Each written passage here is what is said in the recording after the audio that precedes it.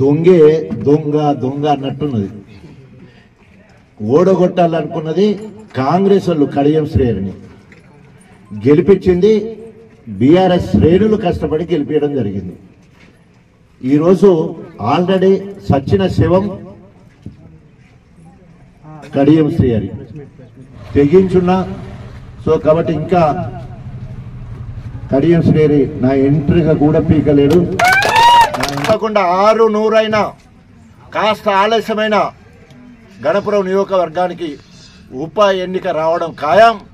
గణపురం నుంచి వెళ్ళి కడియం శ్రేణి డిపాజిట్ రాకుండా పర్వతగిరికి తరిమి కొడతామని హెచ్చరిస్తూ అనుచరగణం ఎవరైతే అనుచిత వ్యాఖ్యలు చేస్తుంటారో సోషల్ మీడియాలో అన్నీ చూస్తూ ఉన్నాను.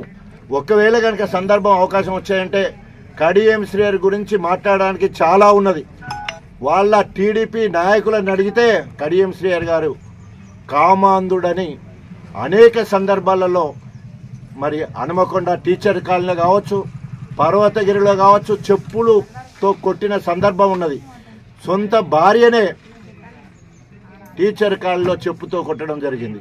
పర్వతగిరి పుట్టిన దగ్గర అనేక కార్యక్రమాల్లో ఇల్లీగల్ కార్యక్రమాల్లో ఉంటే అక్కడ కూడా చెప్పులతోనే కొట్టిన. ఆయనకి చెప్పులు ఎందుకు పడ్డాయో ఏందో తెలియదు కానీ 2 సార్లు చెప్పులతో కొట్టిన కడియం శ్రేణి. నేను వ్యక్తిగతానికి పోవద్దు అనుకుంటున్నా. ఇప్పుడు వీళ్ళు లేనిపోని అని అన్నప్పుడు నాకు అనవలసి వస్తుంది కదా. ఇప్పటి వరకు నా మీద ఎక్కడ కూడా ఒక ఎఫ్ఐఆర్గా నేను రాజన్న చేస్తే ఎవరు కూడా ట్యాక్స్ అప్పులకు భయపడే ముచ్చట్లేదని చెప్పేసి తెలియజేసుకున్నాం. తినబోతూ రుచెందుకు తప్పకుండా సచ్చుకుంటా కడియం శ్రేణి రాజీనామా చేసి తీరుతాడు. ఒకవేళ లేకపోతే రాజ్యాంగ పరంగా సుప్రీంకోర్టు 6 సంవత్సరాలను ఆయన సభ్యత్వాన్ని రద్దు చేసే అవకాశం ఉందని చెప్పేసి తెలియజేసుకుంటూ నా నియోజకవర్గ ప్రజలే నా దేవుళ్ళు, నియోజకవర్గమే దేవాలయం, వాళ్ళ బావు కోసం నా ప్రాణాన్ని అడ్డుపెట్టి కాపాడుతున్నానని చెప్పేసి